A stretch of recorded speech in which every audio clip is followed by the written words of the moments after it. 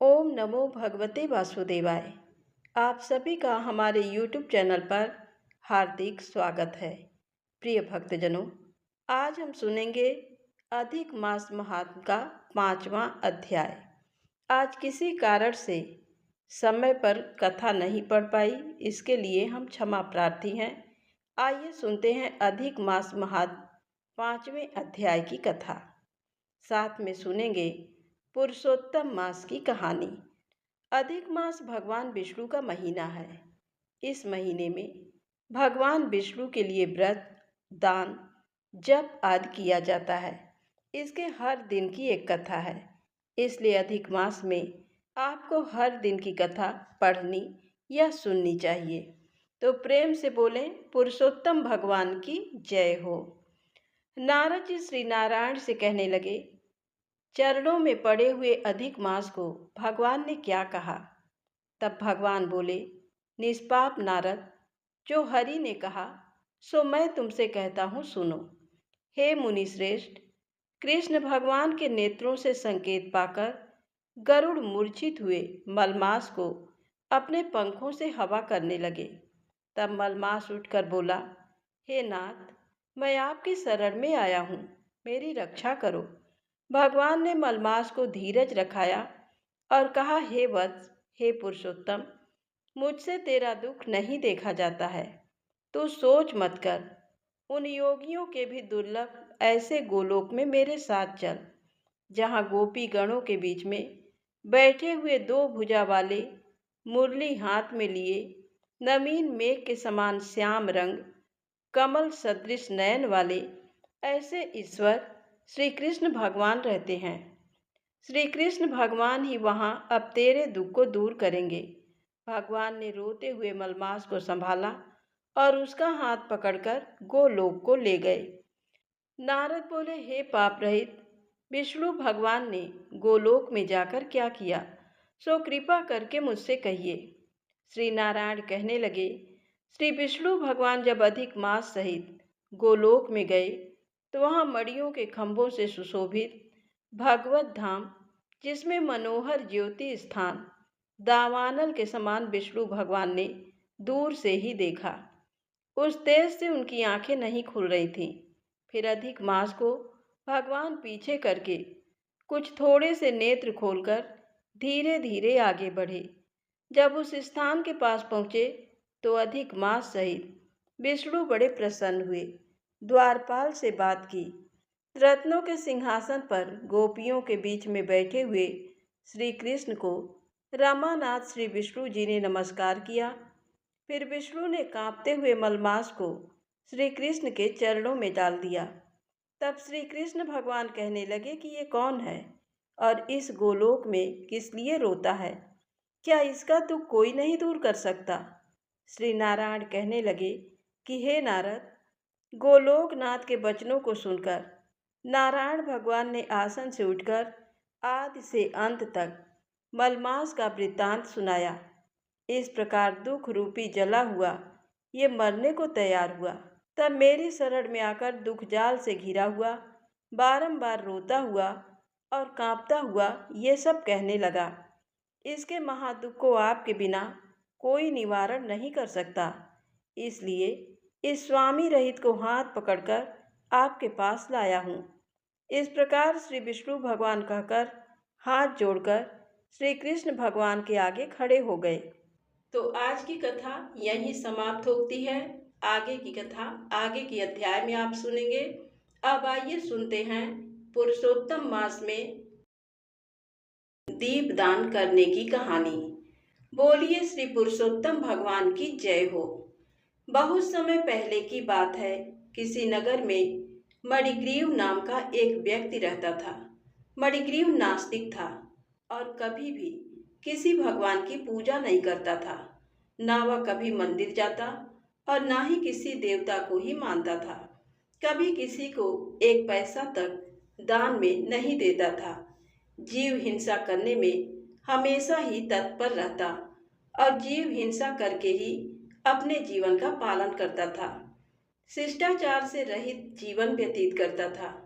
मणिग्रीव को उसके दुष्कर्मों और दुर्व्यवहार के कारण उसकी जाति और बंधु परिवार ने भी त्याग दिया था। कुटुंबियों ने उसे घर से निकाल दिया था। इस तरह से मणिग्रीव अपनी पत्नी के साथ वन में जाकर रहने लगा और पशुओं को मारकर अपना पेट पालने लगा। एक बार की बात है, वह जंगल से गुजर रहा था। तभी वहां पर उसे एक ब्राह्मण बेहोश पड़े दिखाई दिए। रास्ता भटके हुए उन ब्राह्मण को इस तरह से उस वन में बेहोश पड़ा हुआ देखा तो मणिग्रीव को उन पर दया आ गई। वह ब्राह्मण को उठाकर अपने घर पर ले आया। मणिग्रीव और उसकी पत्नी ने उन ब्राह्मण की बहुत सेवा की। कुछ देर बीती तो उन ब्राह्मण को होश भी आ गया। ब्राह्मण को होश में आया हुआ और सुख से बैठा देखा तो मणिग्रीव और उनकी पत्नी बहुत प्रसन्न हुए। मणिग्रीव ब्राह्मण के पैरों को अपनी गोद में रखकर दबाने लगा। ब्राह्मण के पैरों को दबाते हुए मणिग्रीव ने पूछा, हे ब्राह्मण, आप कौन हैं और कहाँ से आए हैं और कहाँ पर जा रहे हैं? इस निर्जन हिंसक पशुओं से भरे हुए घने वन में आप कैसे आ गए? मणिग्रीव के प्रश्नों को सुनकर ब्राह्मण कहने लगा, हे महाभाग, मैं ब्राह्मण हूँ, प्रयाग जा रहा हूँ, रास्ता भटक गया हूँ और इसी कारण इस वन में चला आया हूँ। रास्ते में थकावट और प्यास के कारण मेरा सिर चकराने लगा। मुझे जोर से चक्कर आया और मैं बेहोश होकर गिर गया और उसके बाद तो मुझे कुछ भी याद नहीं। आप धन्य हैं, आपने तो मेरी प्राण बचा लिए।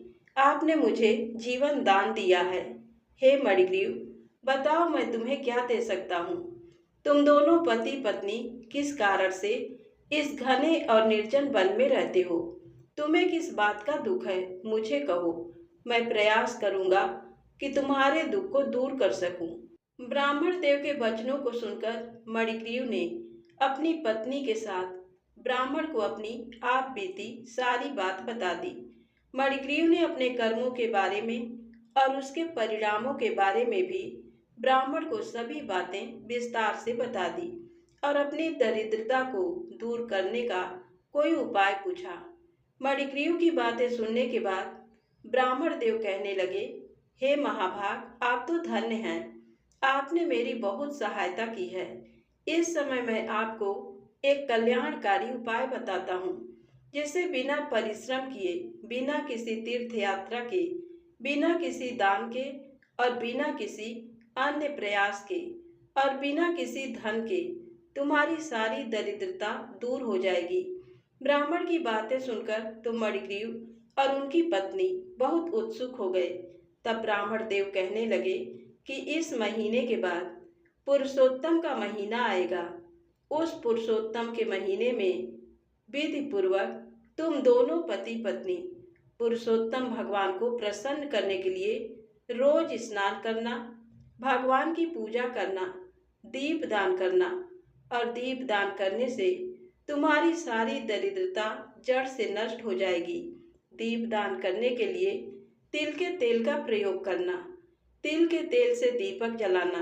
यदि तुम घी से दीपक जला सको तो शुद्ध देसी घी से दीपक जला लेना।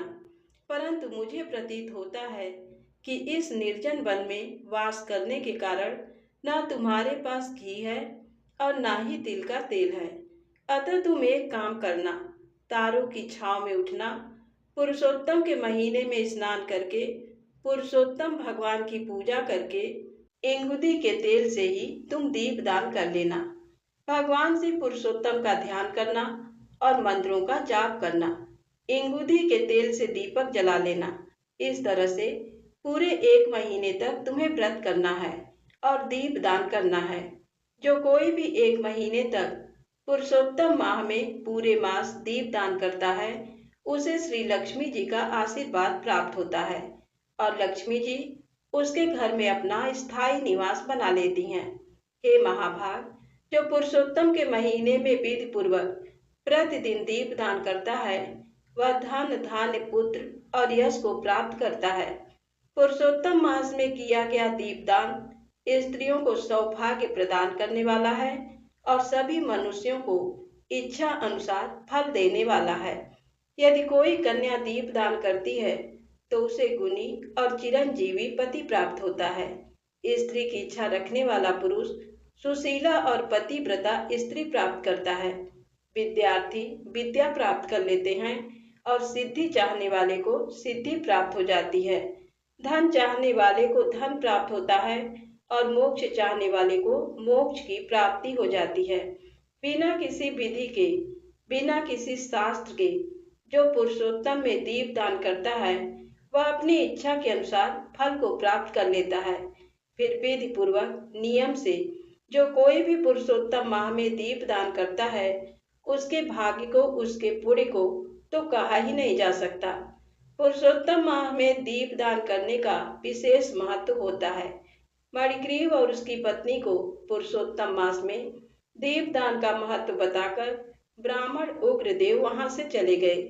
जब पुरुषोत्तम का महीना आया तब मणिग्रीव और उसकी पत्नी ने आलस्य को त्याग कर पुरुषोत्तम माह में स्नान किया, व्रत किया, इंगूदी के तेल से दीपदान भी किया।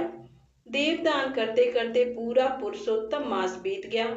ब्राह्मण उग्रदेव के कहे अनुसार दीपदान करने से मणिग्रीव और उसकी पत्नी के सभी पाप ताप नष्ट हो गए और अंत समय आने पर वे इंद्रपुरी अर्थात स्वर्ग को चले गए। वहां पर सुखों को भोगकर फिर से उन्होंने दोबारा जन्म लिया और इस बार पुरुषोत्तम मास में दीपदान करने के प्रभाव से मणिग्रीव बीरबाहु के पुत्र चित्रबाहु के नाम से प्रसिद्ध राजा बने और मणिग्रीव की पत्नी अगले जन्म में चित्रबाहु की पत्नी चंद्रकला बनी। हे पुरुषोत्तम भगवान, जैसे आपने मणिग्रीव और उनकी पत्नी पर कृपा की वैसे ही सभी पर अपनी कृपा बनाए रखना। पुरुषोत्तम मास में दीपदान करने वालों की, स्नान करने वालों की, व्रत कथा सुनने या पढ़ने वालों की सभी मनोकामनाएं पूरी करना। तो प्रेम से बोले पुरुषोत्तम भगवान की जय हो।